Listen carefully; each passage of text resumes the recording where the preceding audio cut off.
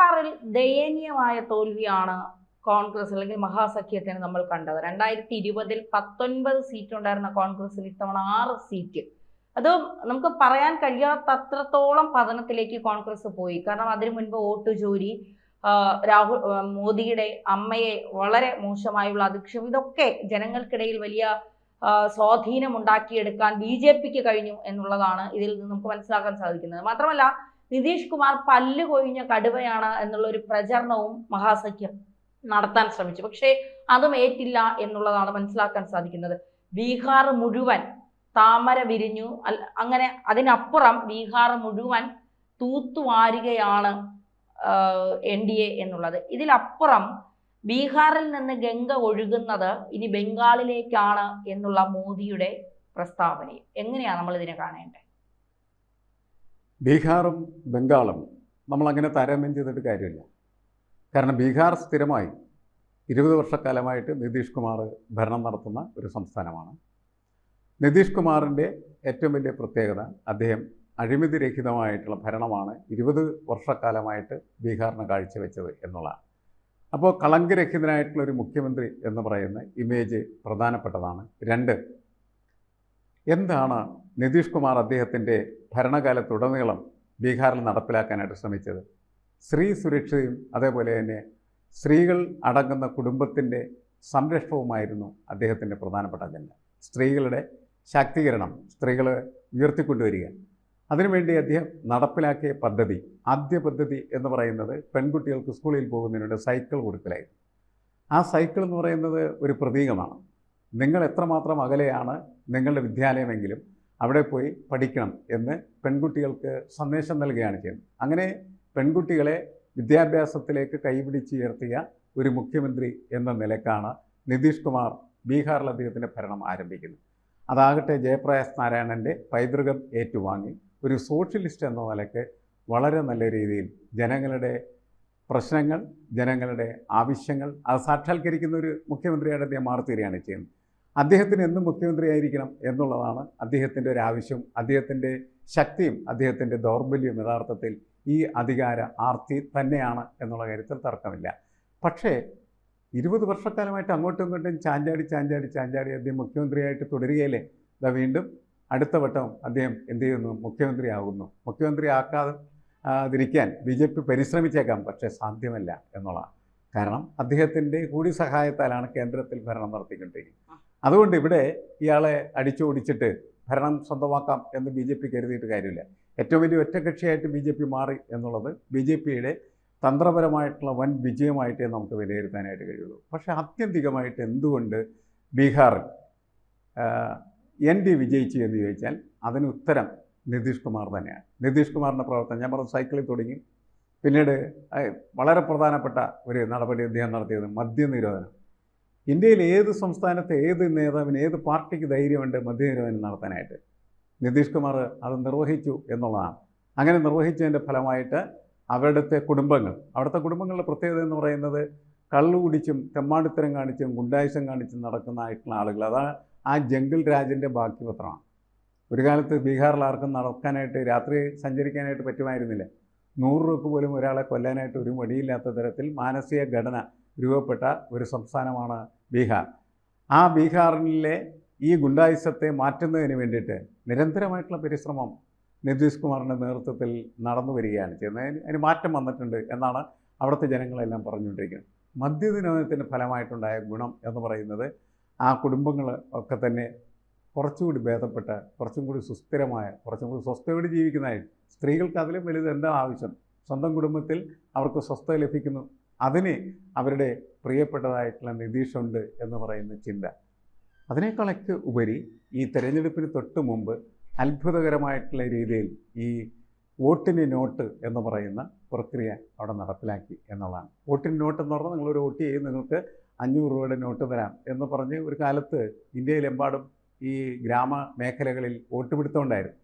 ആ vote പിടുത്തത്തിൻ്റെ hi tech രൂപമാണ് ഇപ്പോൾ ഏതാണ്ട് 1.5 കോടി കുടുംബങ്ങളിലുള്ള സ്ത്രീകളുടെ അക്കൗണ്ടിലേക്ക് 10,000 രൂപയാണ് പറന്ന് വീണത്. അത് ചെറിയ കാര്യമല്ല. അതോടുകൂടി ആ കുടുംബങ്ങളിലുള്ള സ്ത്രീകൾ മുഴുവനും ആർക്കൊപ്പമായി തീർന്നു? നിതീഷിനും അതേപോലെ തന്നെ മോദിക്കും ഒപ്പമായിട്ട് മാറി. കാരണം മോദിയും നിതീഷും ഒരുമിച്ച് ചേർന്ന് കേന്ദ്ര ഫണ്ടും അതേപോലെ തന്നെ സംസ്ഥാന ഫണ്ടും ഈ സ്ത്രീകളുടെ അക്കൗണ്ടിലേക്ക് എത്തിച്ചു എന്നുള്ളതാണ്. എന്നുവെച്ചാൽ പണം കൊടുത്ത് 10,000 കൊടുത്ത് വാങ്ങിയ ഒരു വിജയമായിട്ടാണ് നമുക്കതിനെ വിലയിരുത്തേണ്ടത്. പണം കൊടുത്താൽ നിങ്ങൾക്ക് എന്തും വാങ്ങാം എന്നുള്ള വലിയ ഒരു സന്ദേശം കൂടി ഇതിലൂടെ ബീഹാർ ഇന്ത്യയിലെ എല്ലാ സംസ്ഥാനങ്ങൾക്കും നൽകുന്നുണ്ട്. ഭരിക്കുന്ന സർക്കാരിന് മാത്രമേ അത് കഴിയുള്ളൂ, പ്രതിപക്ഷത്തിരിക്കുന്നവർക്കത് സാധ്യമല്ല. അപ്പോൾ ഭരിക്കുന്നവർക്ക് ഖജനാവിൽ പണമെടുത്തിങ്ങനെ ആളുകൾക്ക് കൊടുത്തു കഴിഞ്ഞാൽ ആളുകൾ ആ ഭരിക്കുന്ന പാർട്ടിക്ക് വീണ്ടും വോട്ട് ചെയ്യും എന്ന് പറയുന്ന ഒരു പുതിയ സന്ദേശം ബീഹാർ ഏതായാലും നമ്മളുടെ മുന്നിൽ അവതരിപ്പിച്ചിട്ടുണ്ട്. അതിനേക്കാളൊക്കെ ഉപരി നിരന്തരമായിട്ട് സ്ത്രീകളെയും കുടുംബങ്ങളെയും കെയർ ചെയ്യുന്ന ഒരു മുഖ്യമന്ത്രി എന്ന നിലയ്ക്ക് തന്നെയാണ് അദ്ദേഹത്തിന് മുന്നോട്ട് പോകാനായിട്ട് കഴിഞ്ഞ്. അദ്ദേഹത്തെ എന്താണ് പല്ലുപോയ കടുവയെന്നോ വിളിച്ചിട്ടൊരു കാര്യമില്ല. കാരണം എന്താണ്, പല്ലില്ലെങ്കിലും ആ കടുവ തന്നെയാണ് എന്ന് തെളിയിച്ചിരിക്കുകയാണ് ചെയ്യുന്നത്. എന്താണ് കോൺഗ്രസിനെ പറ്റിയിട്ടുള്ളത്? കോൺഗ്രസ്സിന് മാത്രമല്ല, അവിടെ നമ്മൾ കോൺഗ്രസിനോടൊപ്പം തന്നെയാണ് RJDയുടെ കാര്യം പരിശോധിക്കേണ്ടത്. ലാലു പ്രസാദ് യാദവിൻ്റെ ആധിപത്യത്തിന് എന്ത് സംഭവിച്ചു, പുതിയ ജൻസ്വരാജ് പാർട്ടിയുമായിട്ട് വന്ന പ്രശാന്ത് കിഷോറിന് എന്ത് സംഭവിച്ചു എന്നൊക്കെ പരിശോധിക്കണ്ടേ? ഇവർക്ക് ആർക്കും തന്നെ ജനങ്ങളുടെ പ്രശ്നങ്ങൾ ഹാൻഡിൽ ചെയ്യാനായിട്ട് കഴിഞ്ഞില്ല. ജനങ്ങളുടെ പ്രശ്നങ്ങൾ അഭിസംബോധന ചെയ്യുന്നതിൽ വലിയ രാഷ്ട്രീയ തന്ത്രജ്ഞനും ചാണക്യനുമാണ് എന്നൊക്കെ പറഞ്ഞിരുന്ന പ്രശാന്ത് കിഷോർ 7 നിലയിൽ പൊട്ടി, നിലം തൊട്ടില്ല എന്നുള്ളതാണ്. ജനങ്ങൾ അദ്ദേഹത്തെ പറപ്പിച്ചു. അദ്ദേഹം മദ്യനിരോധനത്തിനെതിരായിരുന്നു. മദ്യനിരോധനം മാറ്റിക്കഴിഞ്ഞാൽ 20,000 കോടി രൂപ ഖജനാവിലേക്ക് വരും എന്നായിരുന്നു അദ്ദേഹത്തിൻ്റെ പ്രചരണത്തിലെ ഏറ്റവും പ്രധാനപ്പെട്ട ഒരു വാഗ്ദാനമായിരുന്നു.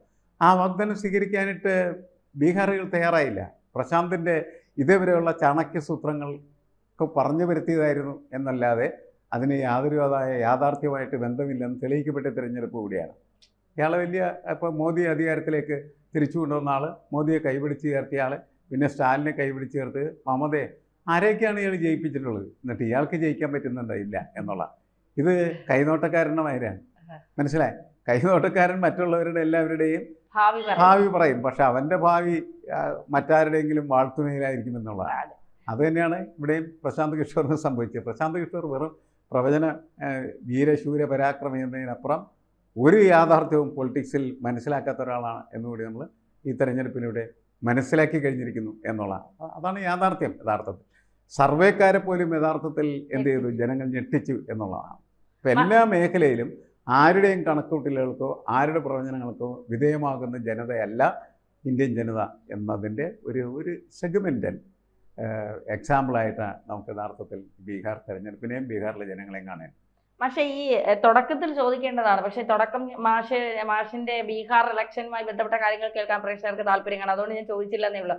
ഈ 95 തിരഞ്ഞെടുപ്പുകൾ രാഹുൽ ഗാന്ധി ഈ പ്രതിപക്ഷ നേതാവായതിനു ശേഷം അതിന് മുന്നേയൊക്കെ നിന്ന് നടത്തി 95 പരാജയമായിരുന്നു.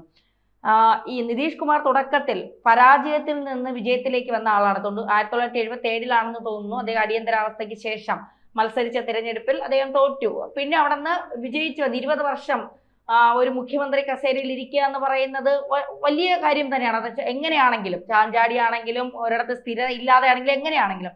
പക്ഷെ രാഹുൽ ഗാന്ധിയെ സംബന്ധിച്ച് അങ്ങനെയല്ല. ഒരു തിരഞ്ഞെടുപ്പ് കഴിയുമ്പോൾ പിന്നെ കോൺഗ്രസിനെ മുഴുവൻ മണ്ടന്മാരാക്കിക്കൊണ്ട് അവർക്ക് ഒരു വിലയും കൽപ്പിക്കാതെ അദ്ദേഹം ആഘോഷങ്ങളിൽ പട്ടായയിലോ മലേഷ്യയിലോ കൊളംബിയയിലോ ഇപ്പോ ഈ അടുത്ത് പറയുന്ന ലണ്ടനിലെ എയർപോർട്ടിൽ വെച്ച് അദ്ദേഹത്തെ കണ്ടു എന്ന് പലരും പറയുന്നുണ്ട്. അതിന്റെ സത്യാവസ്ഥ നമുക്കറിയില്ല. എങ്കിലും അദ്ദേഹത്തെ ഇന്നലത്തതിന് ശേഷം അദ്ദേഹത്തിന്റെ പ്രസ്താവനകളില്ല, വോട്ട് ചോരിയെ കുറിച്ചുള്ളതില്ല, SIR-നെ കുറിച്ചുള്ള ഇതില്ല, ഒന്നുമില്ല. അദ്ദേഹത്തെ കാണാനില്ല എന്നുള്ളതാണ്. മുഴുവൻ പാപഭാരവും ഈ കോൺഗ്രസിന്റെ തലക്കിട്ടുകൊടുത്തിട്ട് ഇതിനെ നയിച്ച ഒരാൾ മുങ്ങുന്ന ഒരു അവസ്ഥയാണ് നമ്മൾ ഇതിനു മുൻപേ കണ്ടത്. യഥാർത്ഥത്തിൽ രാഹുൽ ഗാന്ധി പണി നിർത്തി പോകേണ്ടതിന്റെ ആവശ്യകത അടുത്തില്ല. രാഹുൽ ഗാന്ധി കൊണ്ട് ഇതിന് കഴിയില്ല എന്ന് അദ്ദേഹം വീണ്ടും വീണ്ടും തെളിയിക്കുകയല്ലേ? രാഷ്ട്രീയത്തിൻ്റെ പ്രത്യേകത എന്താ? രാഷ്ട്രീയം എന്ന് പറയുന്നത് ഏതാണ്ട് 24/7 എന്ന നിലയ്ക്ക് പരിഗണിക്കേണ്ടതായിട്ടുള്ള ഒരു പ്രവർത്തനമാണ്. എന്നുവെച്ചാൽ നമ്മൾ 24 മണിക്കൂറും അതേപോലെ തന്നെ ആഴ്ചയിൽ 7 ദിവസവും എന്ത് ചെയ്യുന്നു? നിരന്തരമായി പ്രവർത്തിച്ചുകൊണ്ടിരിക്കും.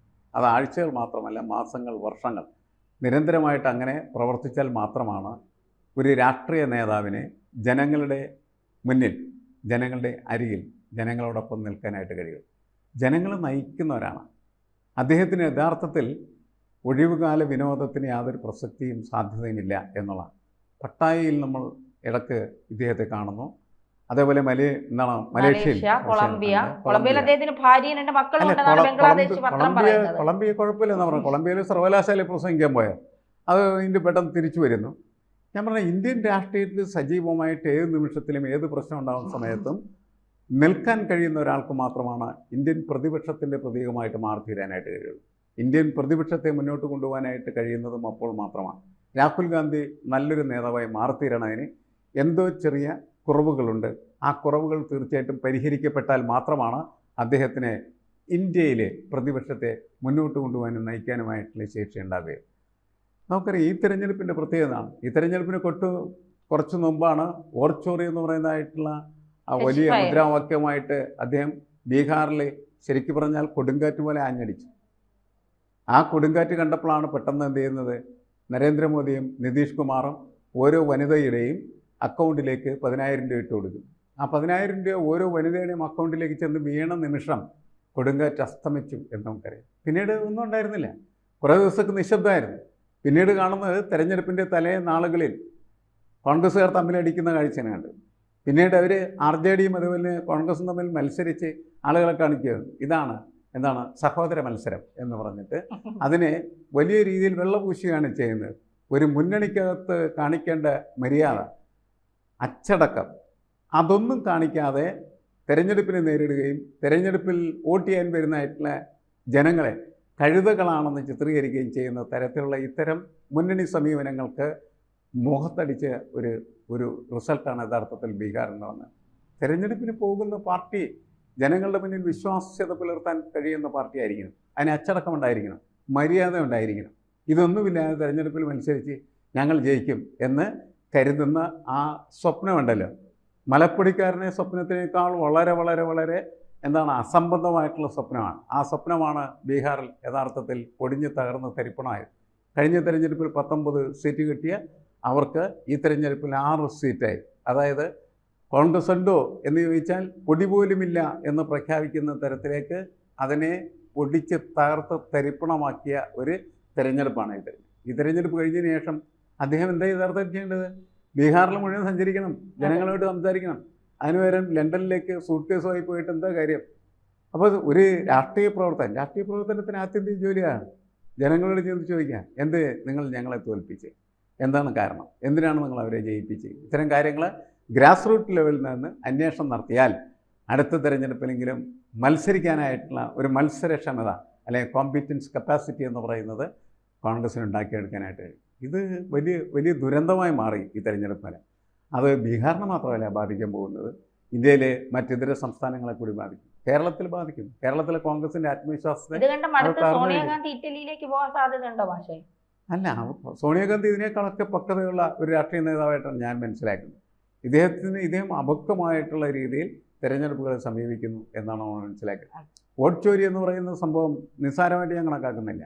അതിലെന്തെങ്കിലും കാര്യമുണ്ടോ ഇല്ലെന്ന് പരിശോധിക്കുന്നത് ജനാധിപത്യത്തിന്, ഡെമോക്രസിയുടെ വളരെ പ്രധാനപ്പെട്ട ഒരു വിഷയമാണ്. പക്ഷേ ഇത് ജനങ്ങളെ ബോധ്യപ്പെടുത്താൻ കഴിഞ്ഞില്ലെങ്കിൽ പിന്നെ നിങ്ങളെന്തിനാണ് മുദ്രാവാക്യം ഉയർത്തുന്നത്? ജനങ്ങളുടെ മുന്നിലേക്ക് ചെല്ലുമ്പോൾ ജനങ്ങളെ ബോധ്യപ്പെടുത്താൻ കഴിയുന്ന മുദ്രാവാക്യങ്ങൾക്ക് മാത്രമേ പ്രസക്തിയുള്ളൂ. ആ മുദ്രാവാക്യം ജനങ്ങൾ ഏറ്റെടുത്താൽ മാത്രമാണ് അതിന് റിസൾട്ട് ഉണ്ടാവുക. ഇവിടെ ഇദ്ദേഹത്തിൻ്റെ മുദ്രാവാക്യം എന്ന് പറയുന്നത് വെറും പ്രതിധ്വനിയായിട്ട് മാറിത്തീർന്നു എന്നുള്ളതാണ്. തിരിച്ച് അദ്ദേഹത്തിലേക്കാണ് അത് ബൂമറാങ് പോലെ ചെന്നത്.